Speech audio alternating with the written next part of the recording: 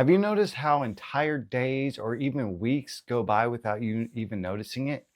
You wake up, go to work, go through the motions, have responsibilities, go back to sleep, and you do this on repeat.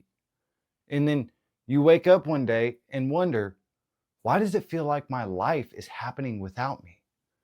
If you feel emotionally numb, empty, disconnected from yourself, and like your life is just going on and passing you by, there might be a reason in plain sight.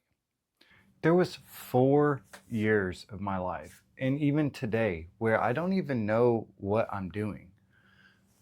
When I go to work, it's a 12-minute drive from my house to work. And those 12 minutes are gone. They just disappear. I don't realize how long I'm sitting at the light. I don't realize what I'm doing in the car. It's like my mind isn't even in here in the present. I'm off thinking about something else. And this is a prime example of being disconnected from who we are. This is how I am disconnected from myself. So the goal is to bring the mind back into the body and pay attention to what we're doing. Be present. There's an old proverb that says, chop wood, carry water. And in this proverb, there's a farmer who every day he wakes up. He goes out to the field, he chops wood for the fire to cook food, and then he carries pails of water. And that's how he was raised. So every day he does this over and over again. But one day he wakes up. He sees the world for what it is. And he realizes that he's been doing this for so long, and he was taught that that's what he needed to do. So he didn't know anything else. And then after he sees the world that way, he starts to chop wood, carry water.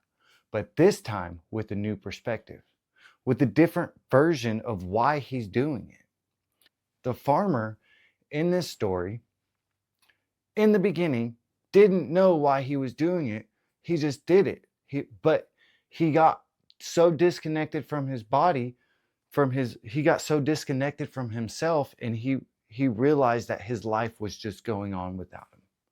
And then when he did realize this, he chose to approach it from a different perspective. So this may be your life, because it's been my life, and I understand that.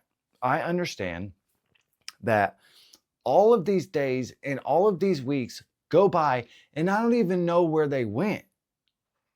But the biggest mistake that we have and that we can do is continue to live that way, continue to be disconnected in watching life, watching our body move without us being present in it, because we're afraid to change it. We're afraid of what is going to happen. We're afraid of the people around us might not accept us for deciding to do it a different way. Now, the chop wood, carry water is necessary. They have to do that. The farmer had to do that to live. Had to. And you have to go to work. You have to make money. You have to buy food. You have to drink water. You have to pay for your shelter. But you don't have to do it with the sole purpose of having to do it.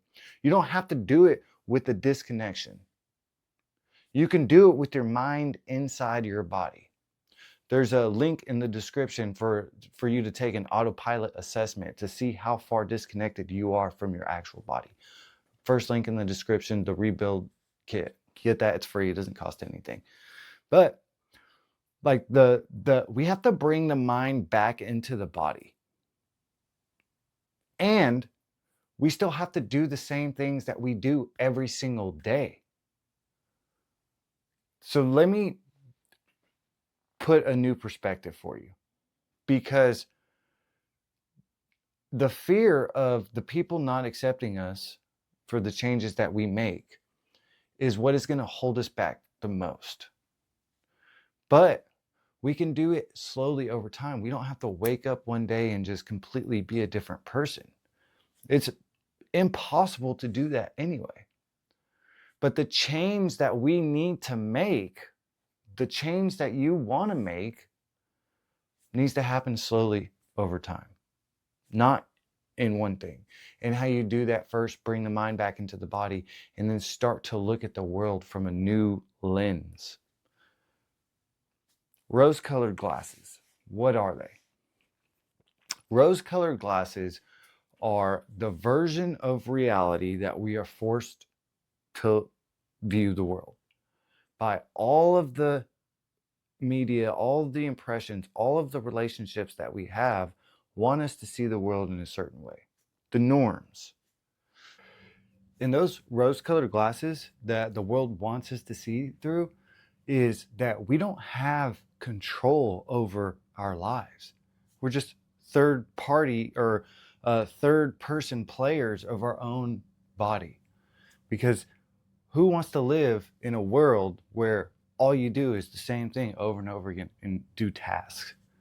So those are the rose-colored glasses in that we're going to refer to here, because there are many different rose-colored glasses. In this one, we have been so taught to a deep-rooted self that we have no power over us. We have no agency. And so we have to just watch ourselves do all of the things, chop wood and carry water, with no cognition, no thought. And so what do? We just go off somewhere else. We escape. We pay attention to other things besides our us, who we are, our body. And so we got to grab that, bring it back. So those are the rose-colored glasses. And when we bring the mind back into the body, we're still going to see it through those lenses. And so we need to develop a system, a framework, in order to start to remove those glasses. We need to consistently take action every single day when our mind is back in the body. This autopilot, this disconnection that we have with ourselves, looking at the world as a third person rather than being the main player, is something that keeps us in this loop where we just wake up, go to work, go through the motions, end responsibilities, and then go back to sleep. And then we wake up and do it all over again. And we do this on repeat so much without being aware of what we're doing and making active choices, that our mind kind of leaves our body and our body just does on autopilot. And so the awareness has to be brought into the body, and we have to choose what we do actively. Now, your life you don't have to make big, huge changes. You don't have to change your job, move places or anything. Just be cognizant of the actions that you're taking. When you get water, pour the water. When I do it, I count down 10, 9 while I'm getting water, so I'm still present watching the water. By counting, I can measure how long it takes for that water to get in there. It's not just because I want to optimize the system or anything. No, it's because it keeps me in the body. It keeps me in the body. And there are other physical things that I do. 10 times a day for 1 minute, I do some sort of exercise to put myself back into my body. So these are all things that I do so that I can be the driver of me rather than be the third person looking in. And when you do that, when you figure out things that you can do to bring the mind back into the body, when you do that, then you'll be able to see how much power you actually have to change and reshape the world, or your world, the way that you want to. The way that you want to. You choose it. And in the link, just download the free rebuild kit. It's free. It has a complete framework and a couple audits that you can do to see how disconnected you are from yourself, disconnected you are from driving yourself, and then also a framework that can help you start to change, to help you as a springboard to drive in the direction that you want to be. And the people around you are going to love this. They're going to love it because you start to have agency over your own life, and you start being consistent with who you choose to be. And then they know how to approach you. They know how to rely on you. It's not this roller coaster emotion. You remove those rose-colored glasses and you see the world, and you can show up in the way that you are as a mind and body merged into one individual. Watch this next video if you feel like your past controls you every time you do bring your mind back into the body, because the past is heavy. I love y'all. Peace.